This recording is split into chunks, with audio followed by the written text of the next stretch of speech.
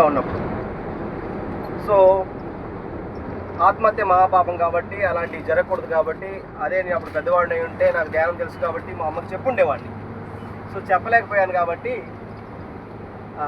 అదొక reason, main reason అది. So నాకేమీ హెల్త్ ఇష్యూస్ లేవు, తల్లిదండ్రులు లేరని. చిన్నప్పుడే మదర్ అలా అయ్యారు, తర్వాత గ్రాండ్ పేరెంట్స్ కొంతవరకు చదివించారు, నాన్న సెకండ్ మ్యారేజ్ చేసుకున్నారు. సో ఆయన లైఫ్ ఆయనకు ఉండింది, తర్వాత ఆయన కూడా ఎక్స్పైర్ అయ్యాడు. 10th వరకు వాళ్ళు వీళ్ళు బంధువులు చదివించారు. After inter, degree, MBA part time job చేసుకుంటూ చదివాను.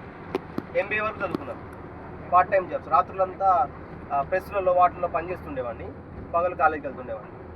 సో ఎంబీఏ 2012లో కంప్లీట్ అయింది. హైదరాబాద్ వెళ్ళిపోయాను. అప్పుడు ఒకటే లక్ష్యం, చిన్నప్పటి నుంచి ఈవెన్ ఒక ఎగ్గు కొనుక్కొని తినాలన్నా కూడా చాలా ఇబ్బంది పడేవాడిని. సో అంత అదనమాట స్టేజ్. ఒక ఖమ్మంలో ఒక చిన్న కాప్ హాస్టల్లో అట్లా ఉంటూ చదువుకున్నవాడిని. సో ఇక నాన్ వెజ్ ఒక 100 రూపాయలు ఖర్చు పెట్టాలంటే చాలా ఇబ్బంది. ఎలాగో చూడండి, అదొక రీజన్ అయిపోయింది తినకుండా ఉండడానికి. సో నేను ఏ ఫంక్షన్లోకి పోలేదు, ఏ బంధువుల ఇంటికి పోలేదు. నాకు తెలిసిన కాడి నుంచి చక్కగా మంచిగా ఒక టమాటా ఎక్కువ కొనుక్కొని తినేవాడిని. ఆ టమాటా ఎలా తిన్నానంటే తిని కిడ్నీలో స్టోన్ నుంచి అంతవరకు తిన్నాను. టమాటా అంటే బాగా ఇష్టం నాకు వెజిటేబుల్స్లో. సో 2012 తర్వాత మనీ ఎర్న్ చేయాలని చెప్పేసి మంచిగా కొడితే కుంభస్థలాన్ని కొట్టాలని ఒక షేర్ మార్కెట్లో జాయిన్ అయ్యాను. చాలా బాగా, ఎంత అంటే ఇంకా బాగా ఎర్న్ చేస్తున్నాం. కానీ అదేంటంటారు, సాటిస్ఫాక్షన్, సంతృప్తి లేదు, అస్సలు సంతృప్తి లేదు. డబ్బు సంపాదిస్తున్నాను, బాగా తాగుతున్నాను, తింటున్నాను, తిరుగుతున్నాను, సినిమాలు ఎంజాయ్మెంట్ ఎంత అంటే నేను చిన్నప్పటి నుంచి చేయిందంతా చేస్తున్నాను. ఎంత అంటే ఇక everyday I use to eat only biryani, only non veg తినేవాడిని. అర్ధరాత్రి 12ంటికైనా ఎప్పుడైనా సరే ఒక్క పూట తినేవాడిని, అది కూడా బిర్యానీ తినేవాడిని. చిన్నప్పటి నుంచి నాన్ వెజ్ తినేది కాబట్టి. సో అంత బాగా ఫుడ్ కానీ ఆల్కహాల్ కానీ అన్నీ బాగా ఎంజాయ్ చేస్తుండేవాడిని. సో కానీ సాటిస్ఫాక్షన్ లేదు, నిజమైన సంతృప్తి అనేది దొరకట్లేదు ఎంత ఏం చేసినా కానీ. సో ఆ టైంలో నాకు ఒక మిత్రుడు ఉన్నాడు, చిన్నప్పటి నుంచి నేను తెలిసిన వాడు, ఫ్యామిలీ మెంబరు.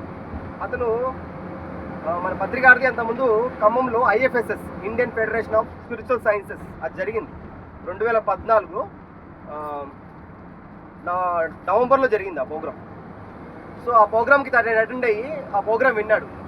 తెలుసు కదా, జాతీయ ఆధ్యాత్మిక శాస్త్రవేత్తల సదస్సు IFSS వైజాగ్లో జరిగిందా, విజయవాడలో కూడా జరిగింది కదా.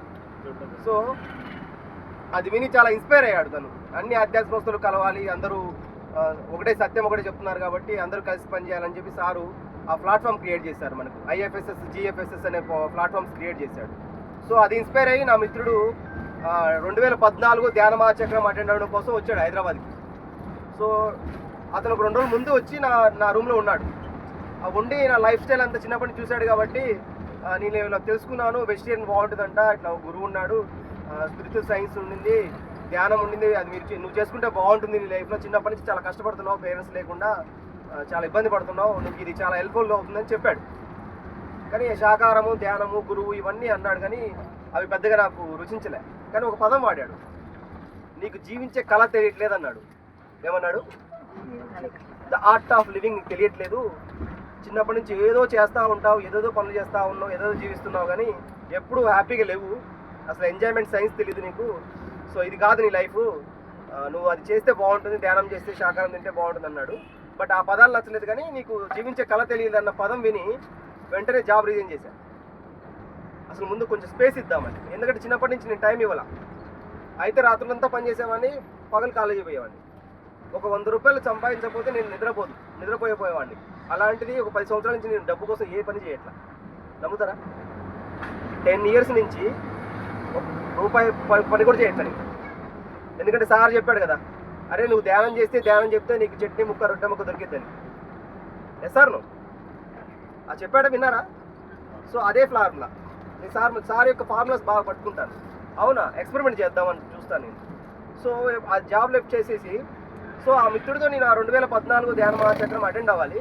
బట్ తన వైఫ్ బాగా సీరియస్గా కోపంగా ఫోన్ చేయడం వల్ల అతను ఆ ప్రోగ్రామ్ అటెండ్ కూడా వెళ్ళిపోయాడు. సో నన్ను తీసుకెళ్ళలేదు, నేను వెళ్ళలేదు.